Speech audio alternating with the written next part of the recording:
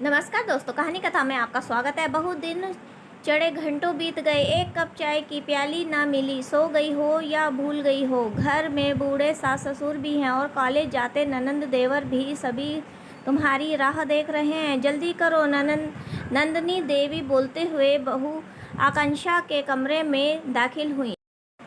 आंखें मसलते हुए आकांक्षा बोली, माँ जी, सिम्मी को बहुत तेज बुखार चढ़ गया है। मैं रात भर सो नहीं पाई, सर पर पट्टियाँ करती रही। अभी सुनील जी दवाइयाँ लेकर आए हैं, एक ढक्कन पिला दी है।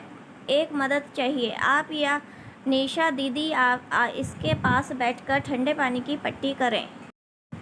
तब तक मैं रसोई का काम खत्म कर लेती हूँ। तुम्हारा दिमाग खराब हो गया है क्या? निशा यहाँ बैठेगी या अपने कॉलेज में जाकर पढ़ेगी लिखेगी, और मैं यहाँ कमरे में बैठकर क्या करूँगी? पूजन पाठ मंदिर कौन करेगा? और तुम्हारे बाबूजी के सुबह सुबह के प्रवचन कौन सुनेगा? तब तक आप इसके पास बैठिए, वरना डर कर चिल्लाने लगेगी। बहू, बच्चे हमने भी पाले हैं। मेरी एक बात समझ में नहीं आती, जरा सी सर्दी जुकाम बुखार हुआ नहीं कि तुम घर रसोई की जिम्मेदारियों से बचने की कोशिश करती हो। अरे बच्चे हैं, हर चौथे पांचवें दिन कुछ ना कुछ होता ही रहता है। फिर भी न चाहते हुए भी आकांक्षा रसोई में काम निपटाने चली गई। कहने को घर में इतने सारे लोग हैं, मगर काम सिर्फ बहू के हिस्से में आता है क्यों? और जब भी मदद चाहिए हो तो अपने मायके वालों को बुला लो। ऐसा नहीं है, कितनी बार उसे बुलाना ही पड़ा है। आकांक्षा के माता पिता पास के गांव में रहते हैं। 2 बहनें और एक छोटा भाई है, सभी पढ़ रहे हैं। जब भी उसे ससुराल से मायके जाना होता तो सास ननद जी कहती, अपने पिताजी भाई को बुला लो, बेटियां मायके बिना लिवाए बुलाए नहीं जाती। सास और ननद दोनों मिलकर उस पर हुक्म चलाती। सिम्मी होने के 4 महीने तक उसकी माँ ने ससुराल आकर उसकी देखभाल की। सिम्मी की मालिश, नहलाना, उसकी लंगोटियाँ बदलती, तो दूसरी तरफ सास बस अपने घुटनों को लेकर बैठी रहती। और उन्हीं की हमउम्री मेरी माँ सुबह से शाम तक हम माँ बेटी की देख रेख में लगी रहती। जल्दी जल्दी खाना बनाते हुए अचानक से मोबाइल की घंटी बजी। उसने फ़ोन उठाया तो देखा बहन सीमा थी, जो बोली, दीदी, रविवार को शिप्रा और सुशांत की परीक्षा है।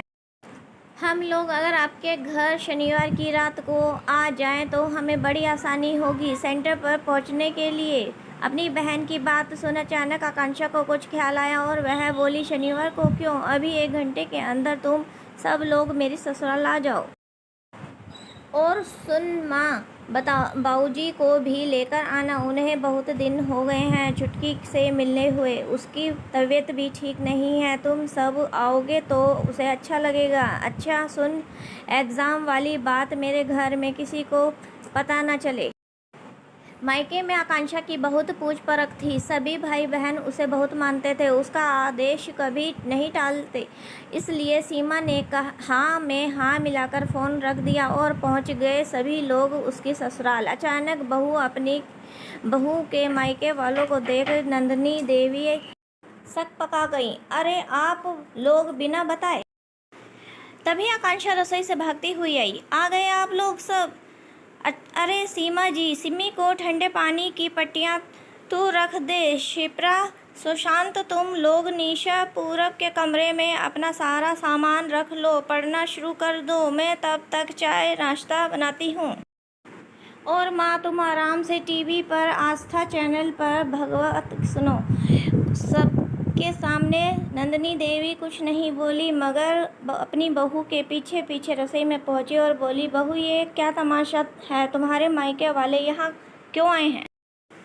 माँ जी, थोड़ी देर पहले ही तो आपने कहा था कि अपनी बहन को बुला लो, मैंने बुला लिया। अरे मैंने तो ऐसे ही बोल दिया था, और बहन को बुलाना था तो बहन आती। यह पूरा खानदान क्यों आ गया?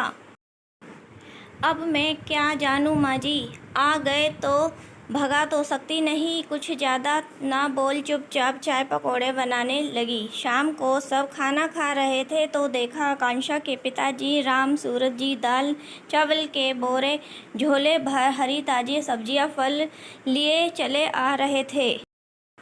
बहू, तुम्हारे बाबूजी भी आने वाले थे, तुमने बताया नहीं। माँ जी, मुझे नहीं पता था, अब आ गए हैं तो खाना खिला दूँ।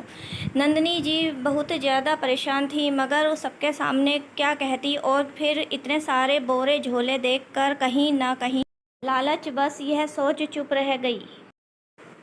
कल तो वापस लौट ही जाएंगे। रात में आकांक्षा सासू माँ के कमरे में आकर बोली, माँ जी, मेरी माँ आपके साथ सो जाएगी और बाबूजी का बिस्तर मैंने अपने पिताजी के साथ लगा दिया है, वे लोग हॉल में सो जाएंगे। नंदिनी जी के पति गुस्से से उनकी तरफ घूर रहे थे। यह क्या लगा रखा है, अब मैं अपने ही कमरे में हॉल में सोऊंगा? यह लोग यहाँ क्यों आए हैं? अब कैसे बताऊं कि उन्हीं के कहने पर आए हैं? जी जी, आज की बात है, मना मत कीजिए, डरती हुई अपने पति से बोली। क्योंकि उन्हें पता था दिवाकर जी बहुत गुस्से वाले हैं, मगर घर में समधी होने के कारण चुप रह गए। अगले दिन सभी आराम से टहल रहे थे। जैसे ही देखे नंदिनी जी भुनभुनाते हुए आकांक्षा से बोली, बहू, दोपहर होने को आई, तुम्हारे मायके वाले जाते क्यों नहीं? तभी सीमा और शिप्रा तैयार होकर आ गए। आकांक्षा दीदी, हम जीजू के साथ शॉपिंग करने जा रहे हैं, उन्होंने हमें मॉल में ले जाने का वादा किया है, अब हमारे जीजू सालियों को इनकार नहीं कर सकते ना। आकांक्षा तो बहुत खुश थी। हाँ, ज़रूर जाओ। मगर सासू माँ का मुंह फूल गया। इन्हें शर्म नहीं आती मेरे बेटे की जेब काटते हुए? घर के दामाद से भला कोई के पैसे खर्च करवाता है? रात को सुनील अपने साले और सालियों के साथ शॉपिंग कर लौटे तो नंदिनी जी बोली, बहुत देर कर दी, चलो सब लोग खाना खा लो। नहीं आंटी जी, हम लोग तो खाना खाकर आए हैं, आप लोग खा लीजिए, बोल अपने अपने कमरे में सोने चले गए। सुनील बहुत गुस्से में था, धीरे से अपनी माँ से बोला, माँ ज़रा मेरे साथ चलिए। तो उन्होंने अपने साथ छत पर बरसाती वाले कमरे में ले गया और चिल्लाते हुए बोला, माँ, ये क्या लगा रखा है तुमने?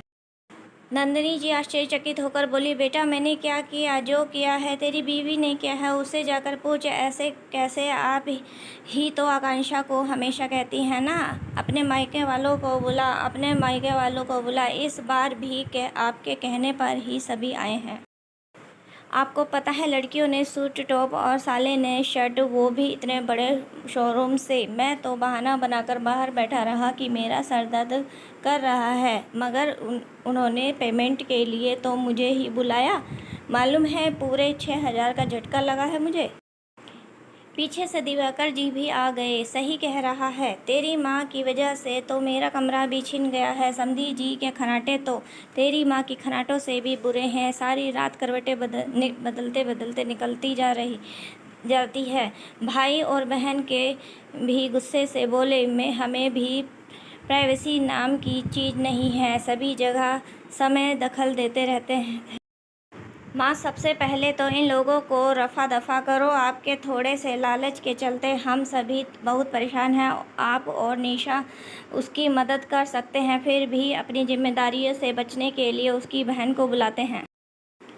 भाई और पिता को बहाने से गांव से मिलने वाले चीज़ों के लालच में बार बार बुलाते हो, मगर अब और नहीं, आगे से कुछ भी हो, आकांक्षा के मायके वालों को यहाँ आने का ना कहना, वरना मुझसे बुरा कोई नहीं होगा। रायता का आपका फैलाया हुआ है और साफ भी आप करोगी। वाह, तुम सब तो ऐसे बोल रहे हो जैसे मुझे तो कोई फर्क नहीं पड़ रहा। मैं जान रही हूँ रसोई का सारा राशन ख़त्म हो रहा है। समधन जी सारा दिन आस्था चैनल देखती रहती हैं, क्योंकि सास भी कभी बहू थी देखना तो दूर हो गया है, और आकांक्षा को ताने भी नहीं दे पा रही हूँ। मुझसे बुरी स्थिति में तो कोई भी नहीं होगा, लेकिन आज ही आकांक्षा को बुलाती हूँ इन लोगों को वापस भेजने को। रात में सबके सोने के बाद इन्होंने आकांक्षा से कहा, बहू, इन सबका गांव जाने का कब तक का टिकट है? माँ जी, मेरी माँ तो कह रही थी सुप्रिया और सुशांत का एडमिशन यहीं किसी कॉलेज में करवा रही है। वो दोनों मेरे साथ ही रहेंगे, जिससे मुझे जब भी ज़रूरत पड़े तब मेरी मदद करने के लिए हाजिर रहेंगे। इतना सुनते ही नंदिनी जी का माथा घूम गया। अरे हम क्या मर गए हैं तुम्हारी मदद करने के लिए? माना पिछली कुछ गलतियों हो गई, लेकिन देखो बहू, हम तुम्हारे अपने हैं। क्यों अपने मम्मी पापा और भाई बहनों को परेशान करना? यहाँ पर भी तो तुम्हारी ननद देवर मैं हूँ ना। आइंदा से अपने मायके वालों को बिना बात के मत बुलाना। मेरा मतलब है, लड़की के माता पिता को बेटी की ससुराल में आकर रहना शोभा नहीं देता, बूढ़े पुराने कहा करते थे। हाँ, मगर कोई शादी फंक्शन होता हो तो खूब आए, मनाही थोड़ी ना। आखिर तुम्हारे घर वाले हैं। एक सांस में सब कुछ बोल गई। जैसा आप ठीक समझे माँ जी, वही होगा जो आप चाहती हैं। सुन नंदिनी जी के कलेजे को ठंडक पड़ गई कि समधी लोग वापस लौट जाएंगे।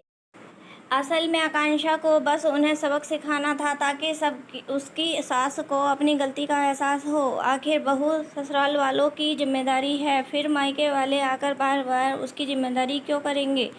सभी लोग रविवार को परीक्षा के बाद वापस गांव चले गए। उनका तो वैसे भी यहाँ बसने का कोई इरादा ही नहीं था। इस सिर्फ अपनी बेटी आकांक्षा के कहने पर किया था, जिसमें मायके वालों ने बखूबी साथ दिया। धन्यवाद दोस्तों।